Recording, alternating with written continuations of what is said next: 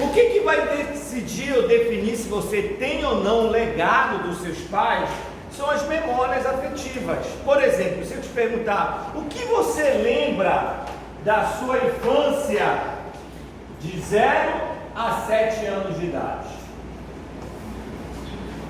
A maioria das pessoas que a gente faz essa pergunta, sabe o que elas falam? Eu não lembro nada. Por quê? Porque, olha que interessante, o que vai fazer eu e você termos memória nessa faixa etária é a presença de quem? Dos nossos pais.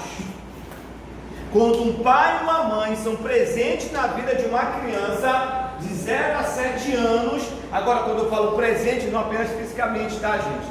Essa presença tem que ser emocionalmente, afetivamente, tá? Tem que ser fisicamente, moralmente, espiritualmente. O pai e a mãe tem que ser presente em toda a vida da criança, em toda. Quando nós tivemos os nossos pais nessa faixa etária presentes na nossa vida, nós vamos ter memórias de 0 a 7 anos. Pais ausentes vão gerar um vazio nessa faixa etária.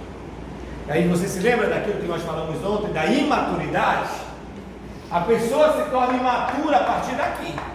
É aqui que nós vamos construir, que nós somos construídos uma pessoa madura ou imatura. É aqui nessa faixa etária. É aqui que começa o negócio. É aqui que está o ponto. E legado tem a ver com isso. Tem a ver com a presença dos nossos pais. Quanto tempo então o pai e uma mãe tem para estabelecer um legado para o filho? Quanto tempo? 7. Só 7 anos. E quanto tempo o pai e uma mãe tem para deixar de herança, construir uma herança para o filho? A vida toda. Mas o que os pais fazem? Invertem. Eles perdem o tempo de construir um legado para construir uma herança. E sabe qual é o problema? Toda herança deixada sem legado, no final gera o quê? Não. Herança sem legado gera o quê? Catástrofe. Você já reparou isso? Os pais passaram a vida toda construindo patrimônio. Quando eles morrem, o que os filhos fazem geralmente? Dizimam, porque eles não têm o quê? Legado. Eu não vou me matar naquilo que meu pai se matou, passou a vida toda nisso. Bora vender tudo e bora rachar o cara da sua vida. Os pais constroem um império que os filhos vão dizimar. Olha o poder que o legado tem. Entende? Eu já estou, cara, tem um pastor muito amigo meu que é isso. Tá hoje assim, no auge assim, do chamado dele, mas puxa vida, né? Então foi legado deixado. Se ele entregasse hoje a igreja, os filhos, já era, eu vou acabar com a igreja em menos de um ano. Legado. Então quando a gente começa a vislumbrar essas imagens, eu tive isso, por exemplo, eu tive meus pais brincando comigo, no chão, rolando comigo, né? Eu tenho essa memória dos meus, eu dormindo com meus pais, os meus pais dormindo comigo. Eu tenho essa memória de eu estar dormindo agarradinha com os meus pais. Eu tenho essa memória de ir para o cinema, comendo pipoca com os meus pais, ou ir numa praça, passear com eles, brincar com eles. Na praia, como é que era? Meus pais sentavam comigo, faziam castelo, brincavam comigo na água, passeavam comigo, iam catar conchinha, né? Ir para a praia era algo muito bom, porque os meus pais estavam presentes. Eu tenho essa memória de estar tomando sorvete com meus pais, sentado no pé de uma árvore, num quiosquezinho. Eu tenho essa memória, por exemplo, de viajar com os meus pais, todo mundo junto, viagem em família, saindo todo mundo junto, pegando ônibus, então pegando um avião. Eu tenho memória de tomando banho na chuva com os meus pais. Eu tenho essa memória, passeando com eles no final da tarde. Eu tenho essa memória dos meus pais, não, hoje ninguém vai para a igreja, hoje a gente vai para a praça, hoje a gente vai brincar. Eu tenho essa memória do meu pai dizendo: olha, eu fiz um negócio para a gente brincar mais tarde, todo mundo brincava. Eu tenho essa memória, isso fala de legado. Legado fala, gente, do tempo que nós tivemos com os nossos pais individualmente. Isso é legado. E isso aqui, gente, é o que é de mais importante na vida do ser humano. O que uma criança de 0 a 7 anos precisa para ser feliz? Presença de pai e mãe. É isso que vai definir se aquela criança vai ser um adulto de sucesso, abençoado, feliz, emocionalmente nutrido ou não. Presença de pai e mãe. Nesse livro Onde Foi Que Eu Errei, do pastor, por exemplo, Eurípides, ele vai falar isso, que hoje nós temos uma geração de pais que cedo emancipam os filhos.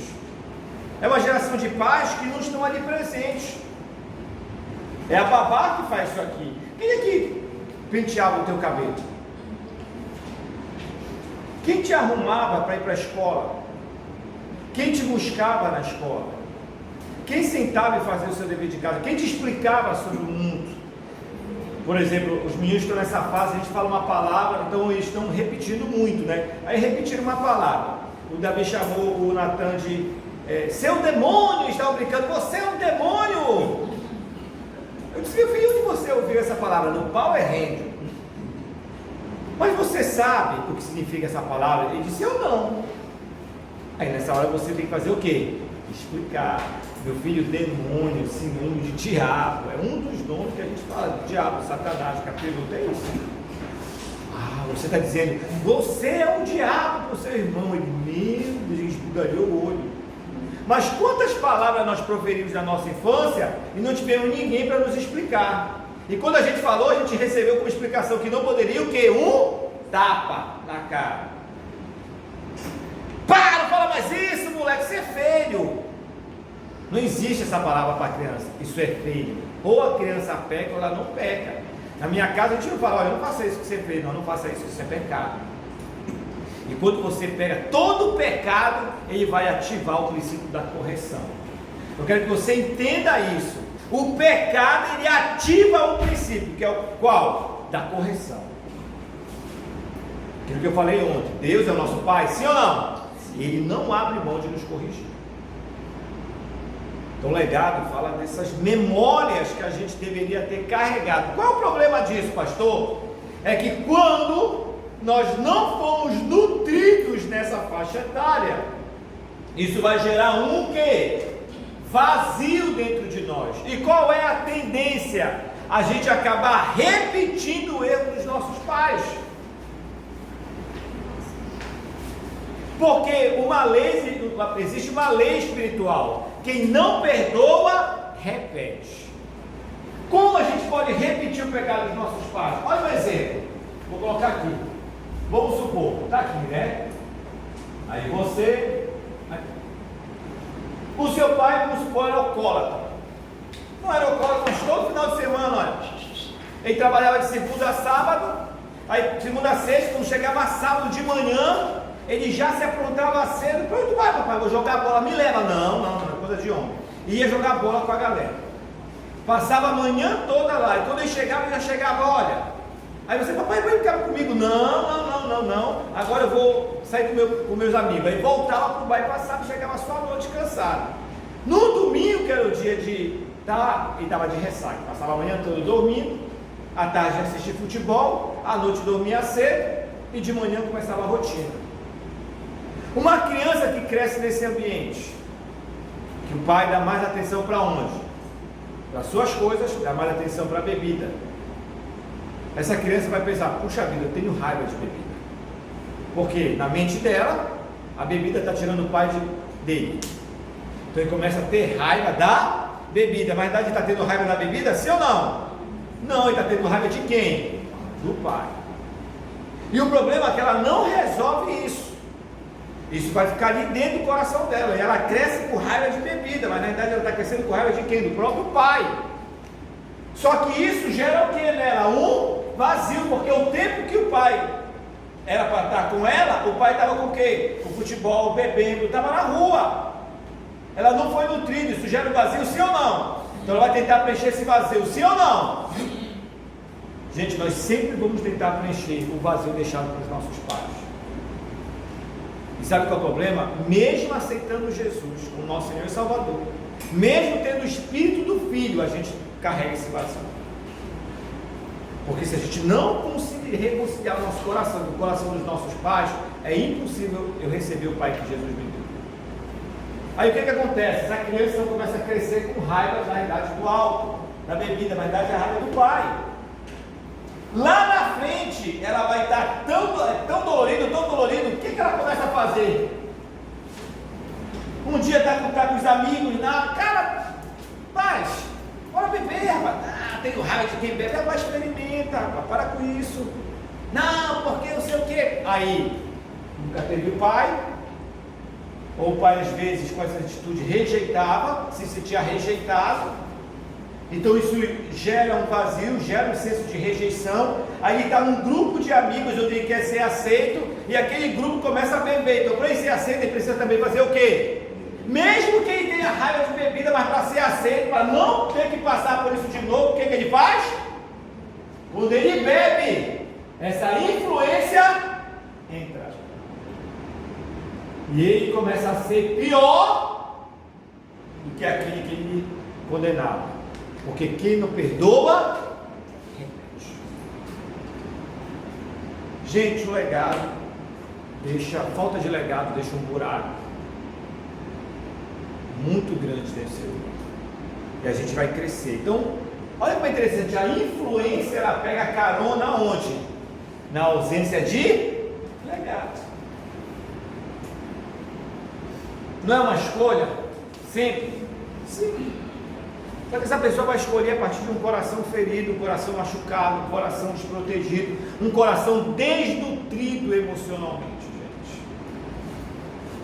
gente. Enxergar o outro, enxergar os nossos filhos.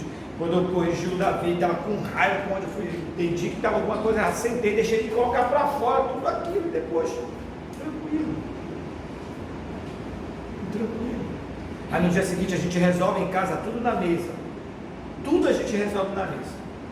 Aí nós estávamos lá na mesa e disse: papai, eu queria te pedir perdão. Eu disse: por quê? Eu queria te pedir perdão por ontem, eu fiquei chateado, com raiva, mas na verdade eu te desobedeci, eu errei, estou arrependido. Disse: amém, você está perdoado. Gente, abracei ele, chorei com ele. Disse: porque você reconheceu que você está errado. A Bíblia fala: aquele que confessa e deixa alcança a misericórdia. Vai lá, pode abrir, pode pegar o seu leve, pode terminar de montar aí. Outra criança. Entende? Mas isso é uma construção. Então o déficit de legado gera um vácuo propício às influências geracionais: alcoolismo, droga, promiscuidade, abuso, adultério, pornografia, homossexualidade, lesbianismo. Às vezes a pessoa vai para a imoralidade sexual porque ela acaba sendo uma pessoa viciada sexual. Porque através do vício sexual ele vai ter o afeto, vai ter o toque, vai ter a atenção do quê? Que ele não teve aonde? Em casa. É aquela menina que se veste sensualmente porque ela precisa chamar o quê? Atenção. Gente, o que está por trás daquilo lá? Poxa, alguém me ama, alguém preste atenção para mim, alguém me enxergue. Gente, a falta de legado gera um vazio na alma da pessoa. E precisa ser consertado, precisa ser curado. Você pegou essa folha aí, você leu logo na primeira folha. O que a gente faz essa pergunta? É aqui, ó. Você carrega um legado. Tem gente que não coloca nada. Então só outros. Quem te levava para a escola? Outros. Quem te dava banho? Outros. Quem cuidava de você? Outros. A gente pergunta: mas seus pais? Não, meus pais só trabalhavam. Quem foi que te criou? Outros. A pessoa, inclusive, ela começa a entender: puxa vida, tudo que eu recebi nessa faixa etária não foi os meus pais que me deram. Aí ela casa querendo que o marido seja quem? Os pais. Aí começa outro problema. Está dando para entender sim ou não? Sim. Então, legado, gente, não tem a ver com sucesso pessoal, não tem a ver com sucesso ministerial, não tem a ver com sucesso profissional dos nossos pais. que os nossos pais confundem muito. Não, eu vou me esforçar, eu preciso ter sucesso aqui, porque se eu tiver sucesso aqui, todo mundo da minha casa vai ser beneficiado, mas isso não é legado. Não é. A herança é tudo que os nossos pais deixam externamente para nós. O legado é tudo que eles deixam em nós. O que é que eu carrego dos meus pais dentro de mim? Eu só posso dar essa resposta, sinceramente, se eu tive tempo pessoal com os meus pais. Qual foi a vez que meu pai parou e disse: meu filho, bora dar uma volta, só nós dois. Estou exercitando isso, por exemplo, com os meninos, né? Davi, vamos dar uma volta, só nós dois. Pode vai, vamos embora, só nós dois. Aí quando não, Natan, bora dar uma volta, só nós dois. Isso fala de legado. Quando o pai diz: meu filho, vamos dar uma volta, só nós dois, o pai está dizendo: você é importante, eu tenho tempo para você. E sabe qual é o problema quando a gente não tem isso? A gente não consegue acessar essa disponibilidade de Deus. A gente sempre acha que Deus está o quê? Ocupado, ele não se preocupa com a gente. Ou então a gente faz uma oração coletiva: Senhor, o Senhor está orando, já que todo mundo está orando, olha para mim. Irmãos, essa música das Lissácia é muito interessante, mas ela traz uma verdade aí escondida. Mas por que a gente não consegue acessar esse caráter de Deus? Por causa dos nossos pais.